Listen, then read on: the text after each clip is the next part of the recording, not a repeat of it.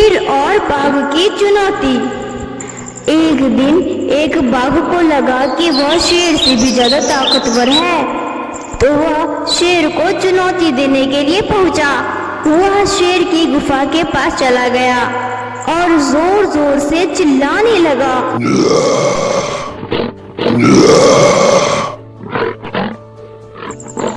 शेर खाना खाने के बाद सो रहा था। बाघ की आवाज से शेर जाग गया। कौन है वहाँ पर? कोई जवाब नहीं मिला, लेकिन बाघ के चिल्लाने की आवाज बढ़ गई। शेर अपनी गुफा से बाहर आया और बाघ सामने खड़ा पाया, जो जोर जोर से दहाड़ रहा था। आप मुझे क्यों परेशान कर रहे हो? आप जंगल में किसी और स्थान पे जा सकते हो और जितना हो सके जोर से चिल्लाना है चिल्लाओ, मुझ पर कोई असर नहीं होने वाला। ये मेरा जंगल है और अब मैं यहाँ का राजा हूँ।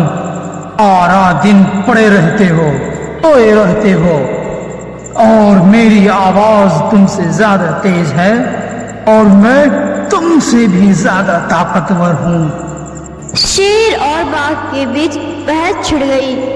तभी वहां से एक हाथी गुजरा। हाथी ने शेर और बाघ के बीच की बहस को देखा और कहने लगा, झगड़ा बंद करो, समस्या क्या है मुझे बताइए, सकता है क्या मैं आपकी मदद करूं?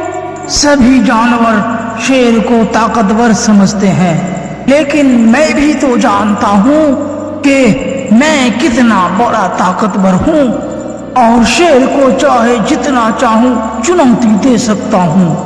ठीक है, मैं तुम दोनों की मदद करूंगा। दोनों जोर से चिल्लाओ, आपस में युद्ध भी करो।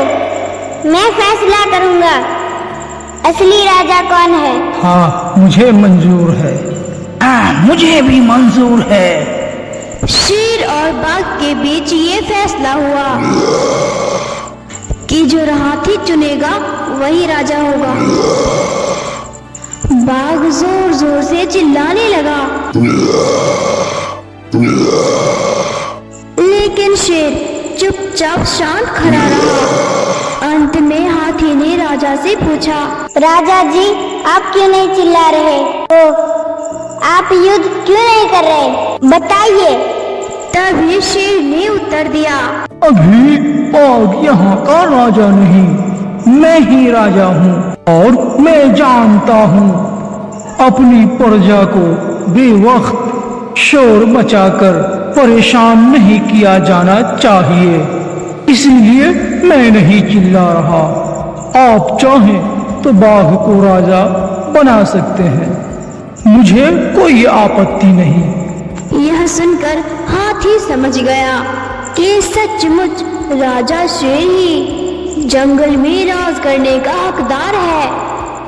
आप बहुत अच्छे हैं राजा शेर, हमें आप पर गर्व है। हमें अपने आप पर कभी भी घमंड नहीं करना चाहिए और दूसरों को कमजोर भी नहीं समझना चाहिए। समझ गए ना बाघ? तुम यहाँ से जा सकते हो। और इस तरह बाघ को शर्मिंदगी हुई और वो वहां से चला गया। अगर आपको ये वीडियो अच्छी लगी हो तो इस वीडियो को लाइक और चैनल को सब्सक्राइब करना ना भूलें।